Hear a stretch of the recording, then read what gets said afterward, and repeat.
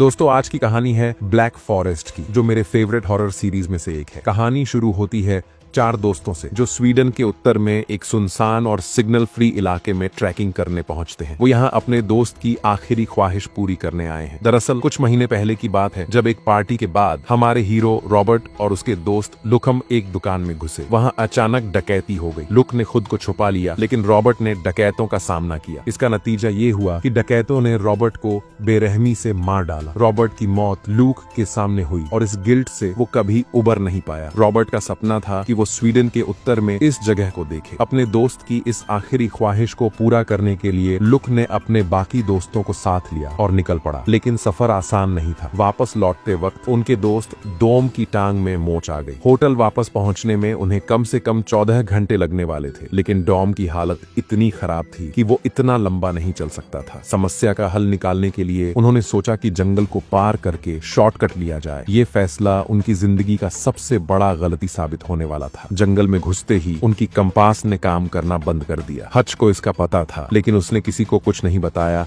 ताकि पैनिक ना हो। हच ने सोचा कि बस सीधे चलते रहेंगे तो जंगल से निकल जाएंगे, लेकिन जैसे जैसे वो आगे बढ़ते गए माहौल और डरावना होता गया। चलते चलते वो एक ऐसे इलाके में पहुंचे जहां एक पेड़ से एक काले भालू का शव लटका हुआ था। उसका पेट फाड़ा गया था और खून अभी भी जमीन पर टपक रहा था। ये देखकर सबके रोंगटे खड़े हो गए। उन्होंने सोचा कि ये शायद किसी शिकारी का काम होगा और जल्दी से वहां से निकल गए। पर इससे भी बुरा तब हुआ जब रात होने लगी और जंगल में तेज बारिश शुरू हो गई। बारिश से बचने के लिए उन्हें जंगल के बीच एक छोटी सी झोपड़ी मिली। उन्होंने सोचा कि वहां रुककर रात बिताई जाए और सुबह होते ही आगे बढ़ा जाए। जब एनफिल ऊपर की मंजिल पर ये चेक करने गया कि कोई है या नहीं, तो उसने एक अजीबो गरीब चीज देखी। वहाँ एक बिना सिर वाला पुआल का पुतला था जिसके हाथ में हिरन के सींग थे। फिल ने बाकी सभी को बुलाया। सबने उसे देखा और ये समझ नहीं पाए कि ये किसके लिए बनाया गया था। फिल ने इसे काले जादू का हिस्सा बताया, लेकिन लुक ने उसे टोक दिया और कहा कि डराने की जरूरत नहीं है। हालांकि वहाँ का माहौल इतना अजीब था कि किसी की हिम्मत नहीं हुई कि वो वहाँ ज्यादा देर रुके। जब वो नीचे आए तो सबने इस पुतले के बारे में चर्चा की। हच ने कहा कि ये शायद नॉर्थ यूरोप के किसी धर्म के किसी रीति रिवाज का हिस्सा होगा। रात के सन्नाटे में जब सब सोने की कोशिश कर रहे थे, तभी अजीब घटनाएं होने लगी। लुक को लगा जैसे कोई सफेद रोशनी उसकी आंखों पर चमक रही हो। जब उसने बाहर जाकर देखा तो उसे लगा कि वो फिर से उसी दुकान में है जहां रॉबर्ट मारा गया था। लुक को ये समझ नहीं आ रहा था कि वो सपना देख रहा है या ये हकीकत है। तभी उसने देखा कि उसके सीने पर गहरे पंजों के निशान पड़ चुके हैं। झोपड़ी के अंदर से किसी की तेज चीख सुनाई दी। लुक भागकर अंदर गया तो देखा कि हच इतना डर गया था कि उसने खुद को गीला कर लिया था। डॉम अभी भी किसी बुरे सपने में था और फिल तो कमरे से गायब ही था। जब लुक उसे ढूंढने ऊपर गया तो देखा कि फिल बिना कपड़ों के उस पुतले के सामने घुटनों के बल बैठा था। लुक ने उसे होश में लाया और सबने झोपड़ी छोड़ने का फैसला किया। जैसे ही वो बाहर निकले, उन्होंने देखा कि आसपास के पेड़ों पर अजीब से निशान बने हुए थे। इससे उनका डर और बढ़ गया। लंबे समय तक चलने की वजह से डॉम की टांग की तकलीफ बढ़ गई, लेकिन उनके सामने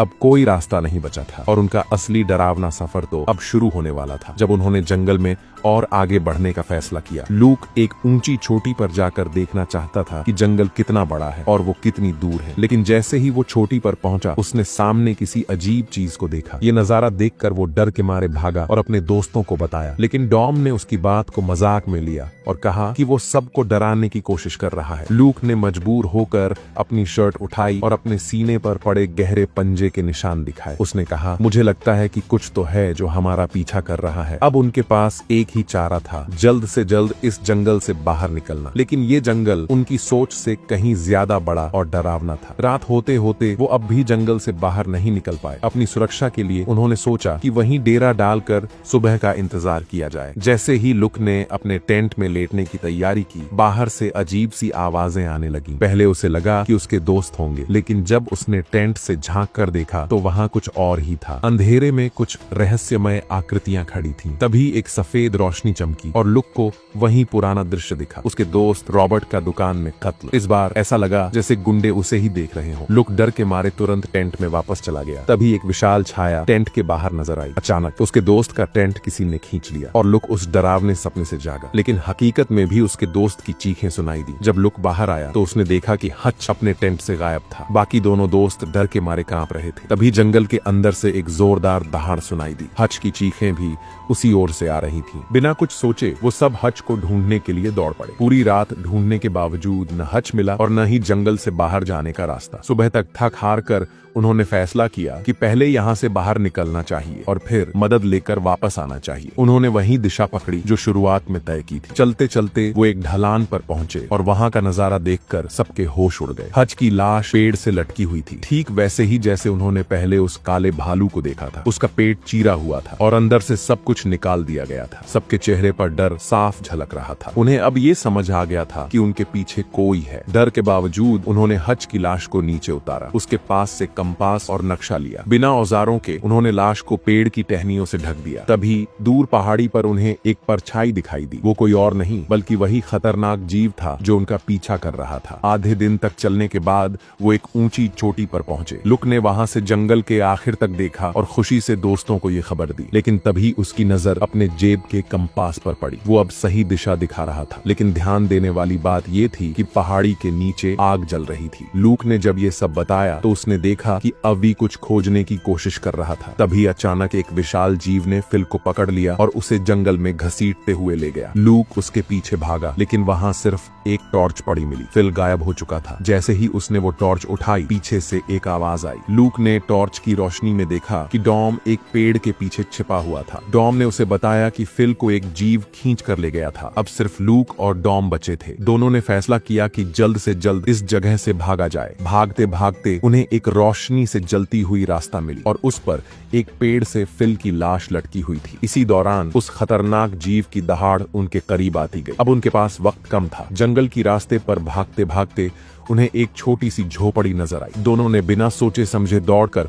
अंदर जाकर दरवाजा बंद कर लिया। ऐसा लग रहा था कि उन्होंने खतरे से बचने के लिए सही कदम उठाया है। लेकिन अभी राहत की सांस ली ही थी कि कमरे में एक बूढ़ी औरत दिखाई दी। इसके पहले कि वे कुछ समझ पाते, एक बड़ी सी परछाई ने आकर उन्हें बेहोश कर दिया। जब होश आया तो दोनों ने खुद को रस्सियों से बंधा हुआ पाया। दरअसल जो उन्होंने सोचा था कि बच गए हैं वो गलत निकला। अब वे एक और खतरे में फंस चुके थे। तभी कमरे के दरवाजे से कुछ लोग अंदर आए। उनके बीच वो बूढ़ी औरत भी थी। वो लुक के पास आई और उसके शरीर पर मौजूद गहरे निशानों को देखकर मुस्कुराई। फिर उसने अपनी बाजू पर वैसे ही निशान दिखाए। इसके बाद वो डॉम के पास पहुंची। डॉम के शरीर पर कोई निशान न देखकर उसने उसे पकड़ने का आदेश दिया। डॉम को घसीटते हुए बाहर ले जाया गया। लूक ने उन्हें रोकने की कोशिश की, लेकिन उसकी बात किसी ने नहीं सुनी। थोड़ी ही देर बाद ऊपर से डॉम की चीखें सुनाई देने लगी। लूक इस दौरान कुछ नहीं कर पाया। तभी एक महिला उसके पास आई और बोली, हम लोग एक बलिदान की तैयारी कर रहे हैं, सब जल्दी खत्म हो जाएगा। उसने लुक के कान बंद कर दिए ताकि वो चीखें और न सुन सके। थोड़ी देर बाद उन्होंने डोम को बुरी हालत में घसीटते हुए बाहर लाया। उसे लकड़ी के एक खंभे से बांध दिया गया जहाँ पहले से हड्डियों के ढेर लटक रहे थे। डॉम को एहसास हो गया था कि उसका अंजाम भी वैसा ही होगा। लूक अपनी रस्सियों से छूटने की हर संभव कोशिश कर रहा था। वो पूरी ताकत लगा रहा था, लेकिन हर बार सिर्फ थोड़ा सा ही बचता। आखिरकार उसने हिम्मत जुटाई और अपने हाथ की उंगलियां तोड़ ली। दर्द सहते हुए वो किसी तरह रस्सी से छूटने में कामयाब हो गया। इस बीच डॉम खंभे से बंधा हुआ था और उसने देखा कि उसकी पत्नी सामने से आ रही है। उसे यकीन हो गया कि वो बच गया है, लेकिन जैसे ही उसकी पत्नी उसके पास आई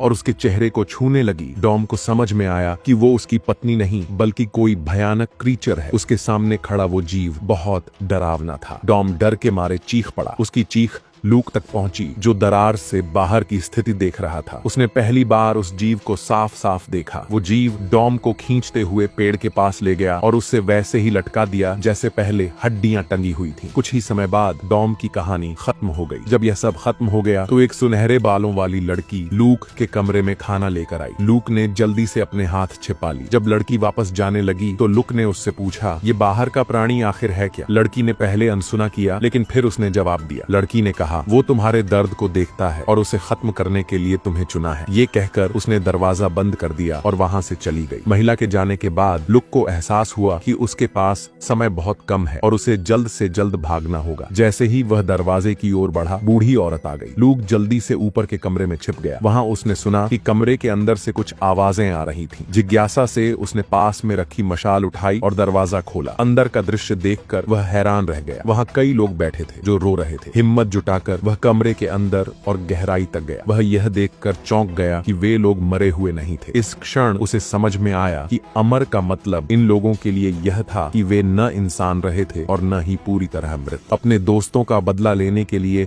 लुक ने मशाल उठाकर उन्हें जलाना शुरू कर दिया। इसी दौरान उस भयानक क्रीचर को यह एहसास हो गया कि उसके सभी अनुयायी खत्म हो रहे हैं। गुस्से से भरा प्राणी तेजी से वहां की ओर भागा। डर के मारे बाकी लोग जमीन पर घुटनों के बल बैठ गए और लूक की ओर देखने की भी हिम्मत नहीं कर सके। लूक ने गोदाम से एक राइफल उठाई और आत्मरक्षा के लिए तैयार हो गया। जैसे ही वह बाहर निकलने वाला था, उसने देखा कि क्रीचर दरवाजे पर खड़ा था। लूक ने तुरंत साइड वाले दरवाजे से भागने की कोशिश की। बहुत मुश्किल से भागते भागते उसने दूर देखा कि क्रीचर ने एक महिला की लाश उठा रखी थी। लूक ने अपना गुस्सा शांत कर प्राणी पर ध्यान दिए बिना मौका देखकर राइफल उठाई और उसे गोली मार दी। गोली चलाने के बाद क्रीचर ने लूक को देख लिया और अब उसका लक्ष्य लूक बन गया। लूक ने अपनी पूरी ताकत से भागने की कोशिश की, लेकिन 2 पैरों वाला इंसान 4 पैरों वाले क्रीचर से तेज नहीं दौड़ सकता। जल्द ही क्रीचर ने उसे पकड़ लिया और उसकी जोरदार दहाड़ सुनाई दी। लूक को क्रिएचर ने भ्रम में डाल दिया। उसने देखा कि उसके पीछे पीछे रोशनी की एक कतार सी चल रही है। अजीब क्रिएचर अब उसके और करीब आ चुका था। लूक ने ज्यादा न सोचते हुए उल्टे पांव दौड़ना शुरू कर दिया। जैसे ही वह एक दुकान के पास पहुंचा, क्रीचर ने दूसरी तरफ से उसे टक्कर मार दी। लूक के हाथ से कुल्हाड़ी गिर गई। लूक ने देखा कि प्राणी उसके ठीक पीछे खड़ा है। जैसे ही वह चलने की कोशिश करता, क्रीचर उसे पकड़कर जमीन पर गिरा देता और उसे अपनी गुलामी स्वीकार करने पर मजबूर करता। क्रीचर ने अनुष्ठान करना शुरू किया, लेकिन तभी लूक ने जमीन पर पड़ी कुल्हाड़ी देखी। लूक ने कुल्हाड़ी उठाई और जैसे ही क्रीचर ने उसे दबाने की कोशिश की, उसने कुल्हाड़ी से क्रीचर पर जोरदार हमला कर दिया। क्रीचर दर्द में कराहने लगा। लूक ने मौके का फायदा उठाकर जंगल की ओर दौड़ लगा दी। जल्द ही उसने जंगल पार कर लिया। पीछे मुड़कर देखा तो उसे समझ आया कि क्रीचर शायद जंगल के बाहर नहीं आ सकता। लूक ने गुस्से में प्राणी की ओर देखकर जोर से चिल्लाया, अपने दोस्त की मौत का बदला लेते हुए। आखिरकार लूक ही अकेला जीवित रह पाया और इस भयावह जंगल से बाहर निकल सका। क्रीचर ने को इसलिए चुना था क्योंकि उसने सबके सपनों को देखा था और लूक के मन के डर और उसके कमजोर इरादों का पता लगाया था। लेकिन लूक ने अपनी कमजोरी पर जीत हासिल की और उस क्रिएचर को हरा दिया। फिल्म यहीं समाप्त होती है।